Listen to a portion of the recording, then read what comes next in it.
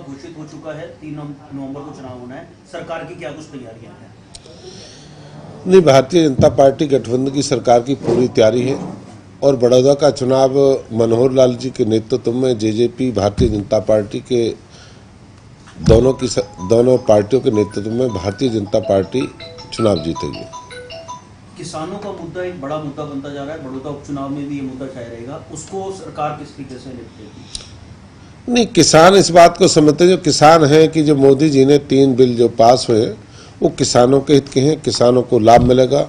और किसानों के इतिहास में इस क्षण के लोग इंतजार करते थे और जो कहते थे कि इसका लाभ स्वामीनाथन की रिपोर्ट का कब लाभ मिलेगा, वो दिन है जिस बिल से आम किसान को लाभ मिलेगा। और किसान प्रचार नहीं करे, वो लोग प्रचार कर रहे हैं जो सत्ता से दूर हैं और सत्ता किसानों के कंधों से के नाम से सत्ता के तक पहुंचना चाहते हैं। सत्ता को किसानों को जो हथियार बनाने की कोशिश कर रहे हैं वो लोग करें। किसान समझता है इस बात को, भाई जो बिल है मोदी जी कभी किसानों के अनहित नहीं कर सकता, देश के हित में किसानों के हित में बिल पास। सर, लगातार जो बाहरी उम्मीदवार और लोकल उम्मीदवार को लेकर भी कहीं ना कहीं एक कश्मकश है, भाजपा के लिए मुश्किल है कि उम्मीदवार कौन हो, उस चेहरे को वो करना। भारतीय जनता पार्टी बहुत बड़ा परिवार है और उसके साथ जेजेपी की पार्टी गठबंधन है और भारतीय जनता पार्टी हरियाणा में जिले से ये बहुत बड़ा परिवार है कि भारतीय जनता पार्टी या गठबंधन कौन प्रत्याशी रहेगा और कौन प्रत्याशी बनेगा, ये सब उनका अपना पार्टी का अपना फैसला है कि किसको बनाना है, कौन रहेगा, ये पार्टी संगठन का निर्णय। ये बताएं कि जिस तरह से इस समय किसानों का विरोध चल रहा है इनको कृषि कानूनों को लेकर, क्या आपको लगता है कि किसी तरह का खामियाजा जो है बड़ौदा उपचुनाव में भाजपा को भुगतना पड़ सकता है?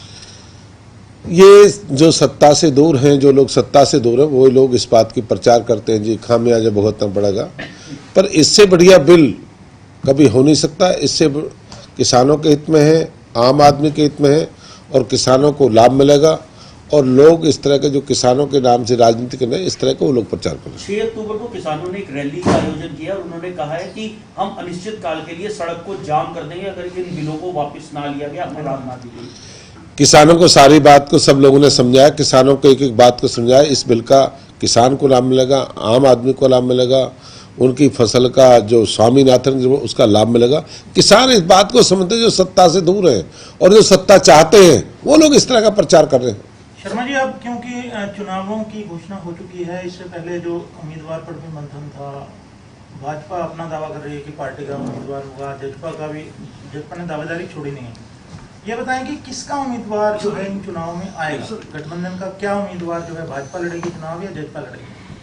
देखो, ये पार्टी का निर्णय है, जो पार्टी निर्णय लेगी, जो पार्टी का दोनों पार्टियों का जो फैसला होगा वो उन्हीं का जो निर्णय संगठन करेगा वही रहेगा और सब मिलकर संगठन का फैसला होता है। बहुत बड़ी पार्टी है, दुनिया की सबसे बड़ी पार्टी है और दुनिया की सबसे बड़ी पार्टी जो मिलकर सबको साथ लेके चलने वाले, वो फैसला होगा जो संगठन का वो करेगा। तो आपका दावा क्या है, क्योंकि अब तो अभी बिगुल जो है बच चुका है, क्या दावा है पार्टी का?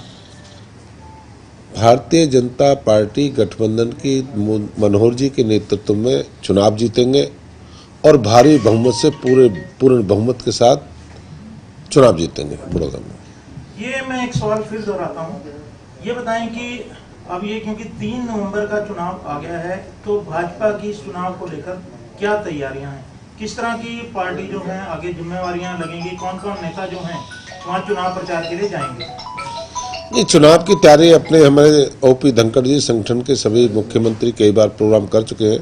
हमारे प्रदेश है ओपी धनखड़ जी, जेपी दलाल जी और वहाँ के जो भी संगठन के लोग हैं वो लगातार इस पर बूथ वाइज बूथ तक वो काम पे लगे हुए हैं और एक एक काम पे लगे हुए हैं और संगठन को मजबूताई के साथ बड़ौदा के चुनाव में उतरेंगे और चुनाव जीतेंगे। सर, कंपटीशन किससे मांगती है भाजपा? अपना वहाँ पर मेन टक्कर जो है वो किससे मांगती है बड़ौदा में?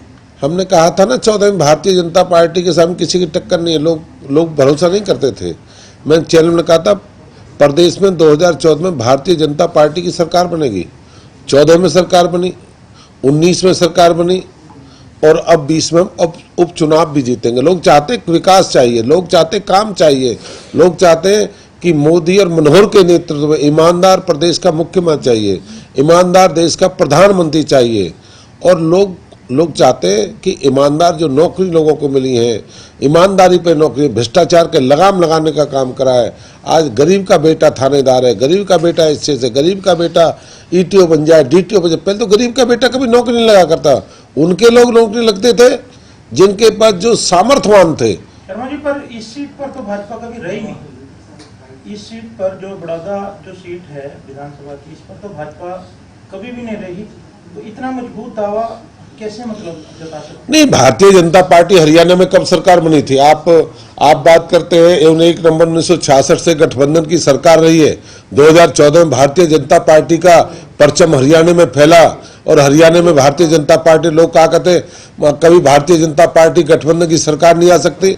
और भारतीय जनता पार्टी में 2014 में मोदी और मनोहर के नेतृत्व में परचम फैला और 2019 से परचम फैला। ये कभी इतिहास नहीं। और मैं कहता हूं कि इसके बड़ौदा के उपचुनाव में भारतीय जनता पार्टी का परचम फैलेगा और भारतीय जनता पार्टी बड़ौदा का चुनाव जीतेगी। क्या जीत आप वाला जाएंगे? इतिहास? आप जाएंगे वहाँ बड़ौदा में? नहीं जाएंगे, जिला के इंचार्ज भी रहे हैं गिरवांश कमेटी के। नहीं बिल्कुल, जो संगठन की जिम्मेदारी जो भी है, जिसको जिम्मेदारी लगे, संगठन जो कहेगा हम जिम्मेदारी के साथ, जिस मंत्री विधायक या संगठन लगे वो लोग जाएंगे। और जींद उपचुनाव का इतिहास दोहराया जाएगा बड़ौदा में? नहीं, मैंने कहा हरियाणा में सबको दोहराया जाएगा। 2014 का हुआ, 2019 का हुआ, जींद का हुआ, रोहतक का हुआ, सोनीपत का हुआ। रोहतक की लोकसभा जीती, सोनीपत की जीती, जींद का चुनाव जीता और बड़ौदा का चुनाव भी जीतेंगे हम।